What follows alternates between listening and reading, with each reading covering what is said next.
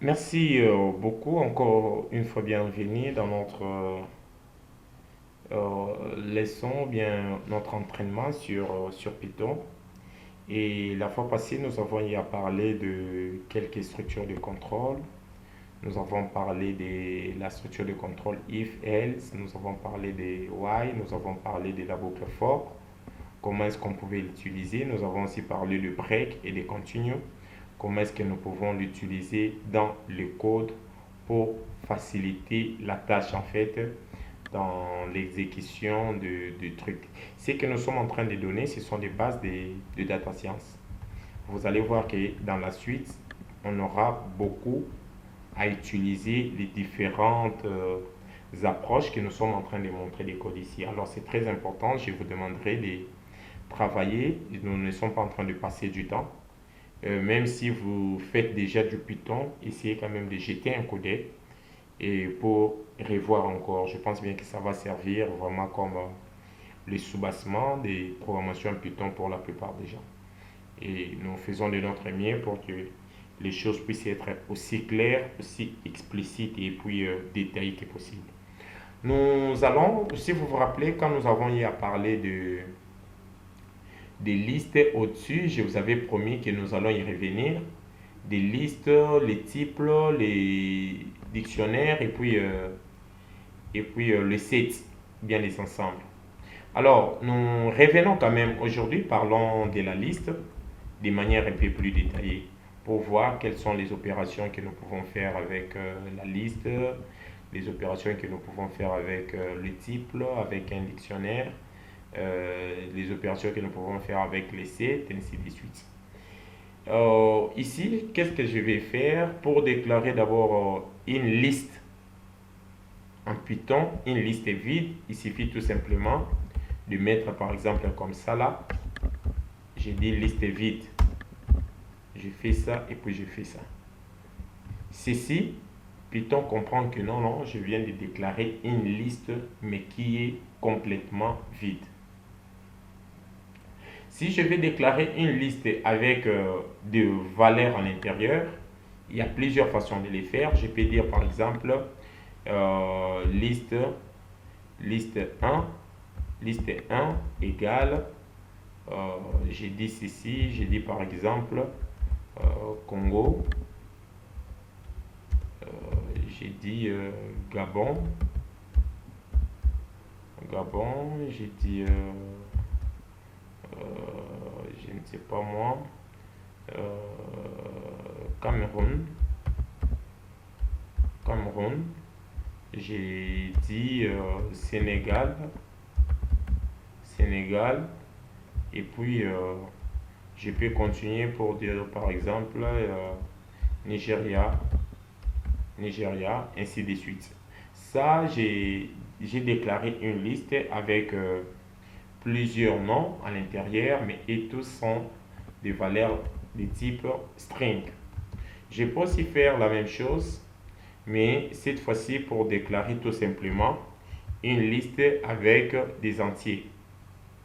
Les strings, ça doit toujours être accompagné de guillemets, tandis que les entiers, vous n'avez pas besoin de guillemets. Il suffit de faire ça, par exemple.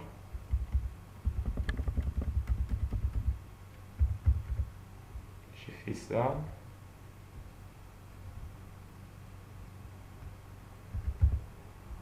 Je fais ça et puis je fais ça. Je fais ça. Ok? Ça, j'ai déclaré aussi une liste avec des numériques à l'intérieur. Du coup, pour par exemple imprimer, je vais dire tout simplement print. Je fais appel à la liste que j'aimerais imprimer. J'ai dit liste 1 par exemple, comme ça. Quand j'affiche ça, ça m'affiche ça comme ça. Liste 1 et ça vient. Si je vais afficher par exemple la liste 2, il suffit de faire ça. J'affiche la liste. Mais attention quand même, j'aimerais quand même souligner ceci. Vous pouvez aussi avoir une liste, par exemple, une liste combinée du numérique et des textes. Ça ne pose aucun problème. J'appelle ça liste 3. Alors ici, j'ai dit 26. Et puis à la place du Sénégal, j'ai dit par exemple 34.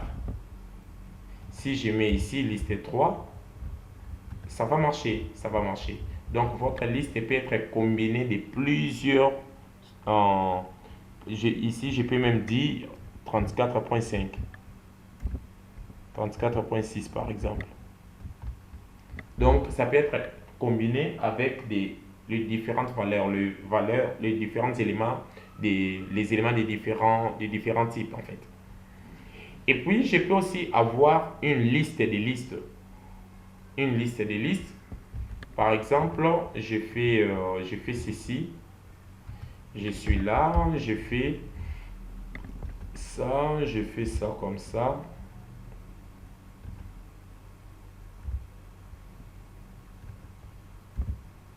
Je fais ça de cette manière-là. Et puis je viens ici, je fais par exemple 4,5,8. Et puis je dis virgule. Et puis je dis virgule par exemple comme ça.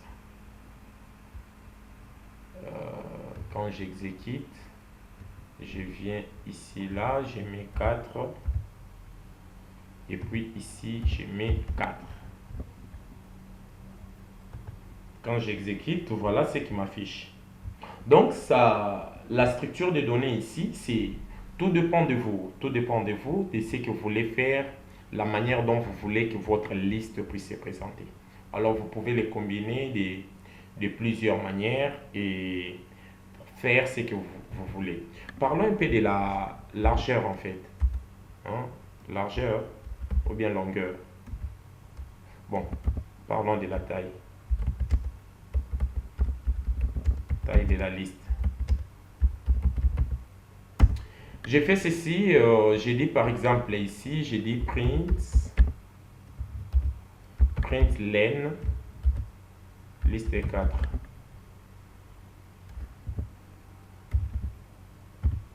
Print len liste 4. Alors, quand j'exécute, il me dit que non, la liste 4 a 5 éléments. Comment il considère ça? Que ceci, c'est un élément, ça, c'est le deuxième élément, ça, c'est le troisième élément, quatrième élément, cinquième élément. OK? Et c'est comme ça que ça s'affiche. Si par exemple ici, bon, j'essaie d'ajouter quelques valeurs ici. Je fais ça. Si il arrivait que j'ai changé ici, par exemple, je mettais 2 comme ça, pour dire affichez-moi la liste 2.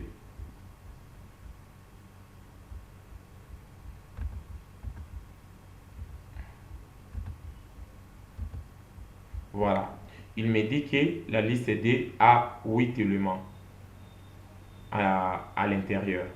Alors, c'est un peu de cette manière ici que nous pouvons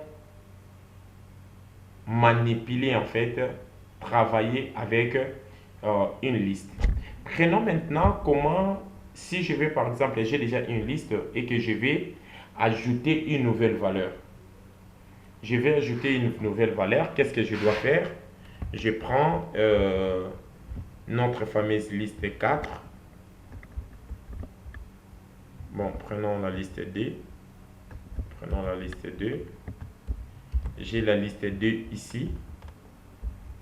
Qu'est-ce que je fais? J'ai dit que je vais par exemple ajouter Onésime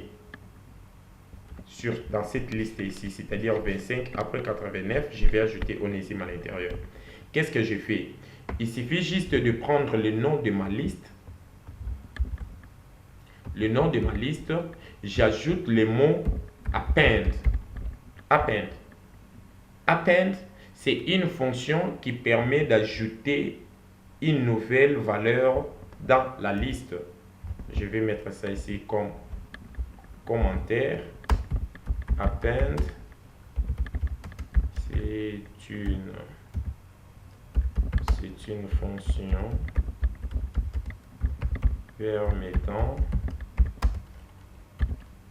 permettant l'ajout d'une nouvelle valeur dans une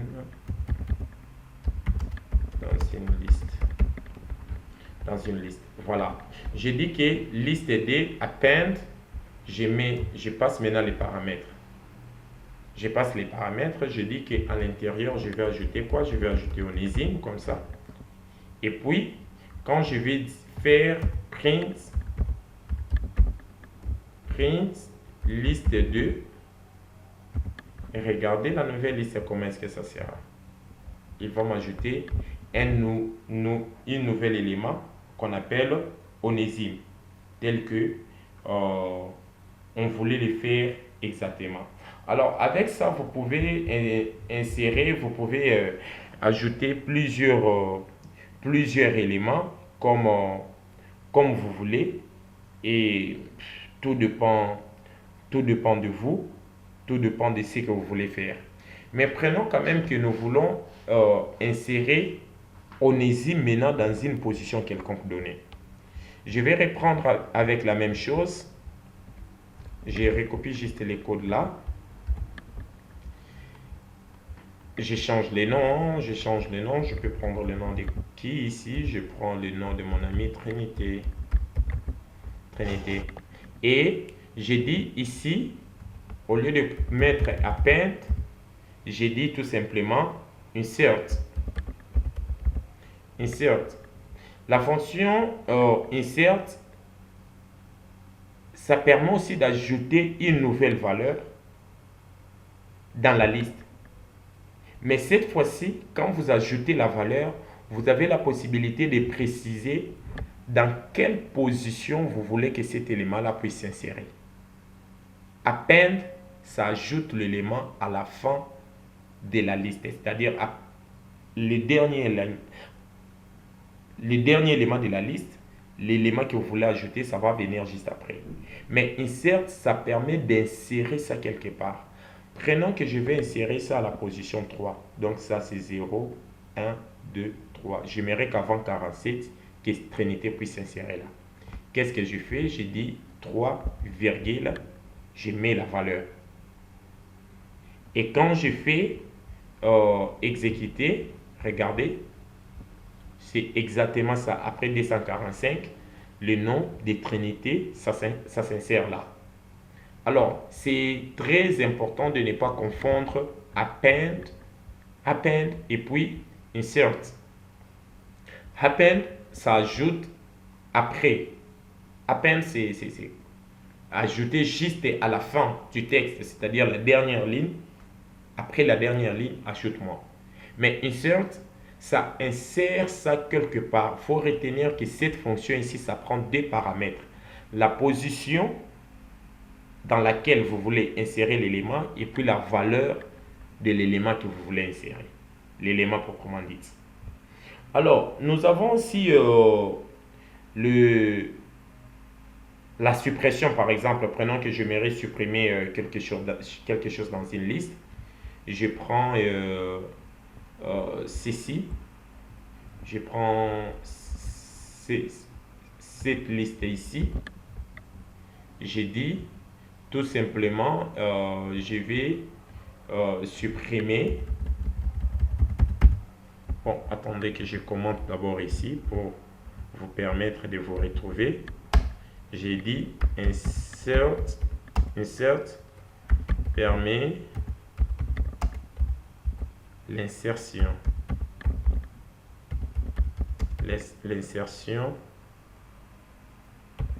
d'une valeur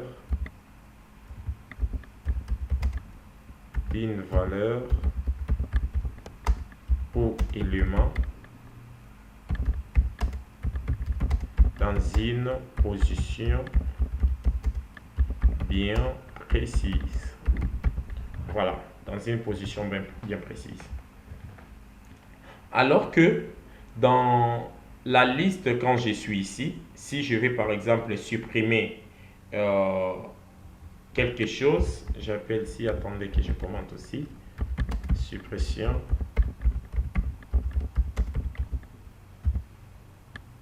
d'un élément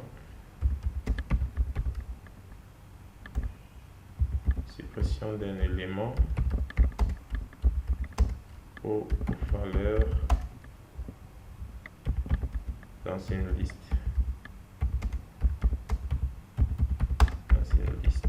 Voilà. Par exemple, si je vais supprimer quelque chose, au lieu de mettre insert, j'ai dit tout simplement remove. J'ai dit remove, mais je dois maintenant préciser la position de l'élément que j'aimerais supprimer. 0, 1, 2, 3, 4, 5. J'aimerais supprimer 5. Alors je mets 5 comme ça. Quand j'ai dit ceci, vous allez voir qu'il y a plus 5 dans ma liste. Il y a plus 5 dans ma liste.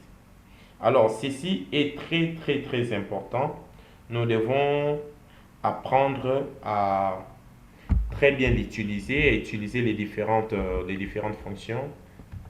Combien de minutes déjà? 16 déjà. Bon, arrivons jusqu'à 20. Il est très important quand même que nous puissions apprendre à faire quelque chose. Et prenons aussi que nous avons par exemple des listes. Nous avons deux listes comme ça. La liste 1 et la liste 2. La liste 1 et la liste 2. Et que j'aimerais maintenant là combiner mes deux listes. Qu'est-ce que je dois faire? J'ai dit tout simplement liste 1. J'ai dit point extend. Extend, je passe le paramètre de la liste 2. Alors, qu'est-ce qui va se passer en ce moment ici? La liste 1 va ajouter les éléments de la liste 2. Si je fais ici print liste 1, regardez ce qui va se passer. Alors, en ce moment-là, je ne suis pas obligé de récupérer des valeurs pour le mettre dans une variable quelconque, dans une nouvelle liste. Non, je ne suis pas obligé. C'est-à-dire que je prends seulement la deuxième liste là, je les affiche et puis ça va directement s'ajouter, ça va ajouter directement la nouvelle valeur quoi, au niveau de ma liste. Je peux, essayons quand même de faire ceci. Essayons de prendre par exemple, recopions tout simplement ça, mais ici, je mets par exemple append. Qu'est-ce qui va arriver? Qu'est-ce qui va arriver si je mets append ici? Il me récupère, il m'ajoute la liste ici comme étant une liste dans ma première liste. Alors que quand je mets extend, c'est-à-dire je fusionne les éléments. Donc il prend les éléments de la première liste, il ajoute ça, il ajoute les éléments de la deuxième liste. Mais tandis que quand j'utilise append, il prend les éléments de la première liste, il m'ajoute la liste, il m'ajoute la deuxième liste. Ça va? Et ceci, quand nous serons en train de travailler avec, dans la partie data science, avec les data frames, avec pandas, ainsi de suite, vous allez voir que il y a des opérations que nous devons faire où l'utilisation de la liste jouera un rôle très important. Et en ce moment-là, si vous ne savez pas comment utiliser extend et append, ça peut s'avérer très compliqué pour vous. Donc, je vous conseillerais de faire quelque chose, de bien gérer les choses de cette manière-là. Alors, j'aimerais ici vous montrer un peu quelques fonctions des bases de suppression. Une autre manière de supprimer avec la liste que moi j'aime bien. Suppression, supprimer. Bon, je ne sais pas moi comment je peux appeler ça, suppression dans une liste, ou bien supprimer, supprimer une liste. Oui, supprimer une liste. Je dis par exemple supprimer, supprimer une liste.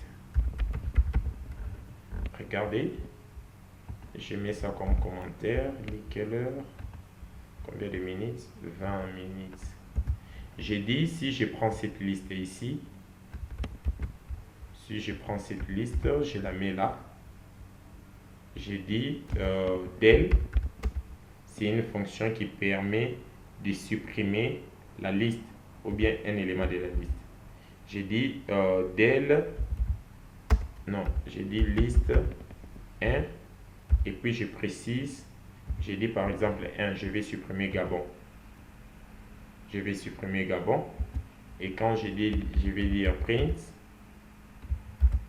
liste 1, regardez ce qui va se passer. Il me prend Congo, Cameroun, Sénégal, ainsi de suite. Ok? À la différence des remove, bon, ça fait presque la même chose. Ici, je dois préciser l'indice, alors que ici aussi, je précise l'indice, mais en appelant tout simplement cette liste-là comme étant la chose à supprimer. Mais maintenant, pourquoi j'utilise les del? Avec les del, ça ne permet pas seulement de faire la suppression, ça permet aussi de faire les top-up. Hein? Si je dis par exemple que x maintenant, j'ai dit x égale liste 1 point pop 1 comme ça, parce que j'avais supprimé 1. Et puis j'ai dit print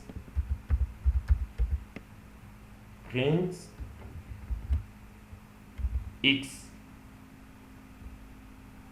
et puis print liste 1.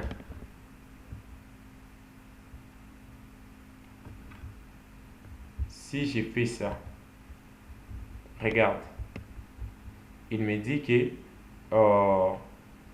il vient de supprimer encore Cameroun, qui était la position in. Il m'affiche ça. Les X supprimés, c'est Cameroun. Et la nouvelle liste est restée, c'est Sénégal. Si j'exécute encore la même chose,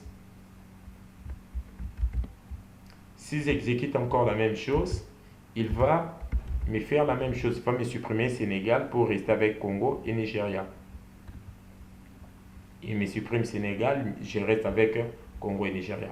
Voilà, ça c'est ce qu'on pouvait dire par rapport à la liste. Nous allons continuer avec d'autres exercices à la vidéo qui va suivre. Je vous souhaite un bon moment d'entraînement et d'exercice. Exercez-vous surtout. Si vous avez des difficultés, posez-nous des questions, laissez dans les commentaires, aimez, n'oubliez pas de vous abonner et partager notre vidéo. Prenez soin de vous et je vous aime beaucoup. On se voit prochainement. Merci.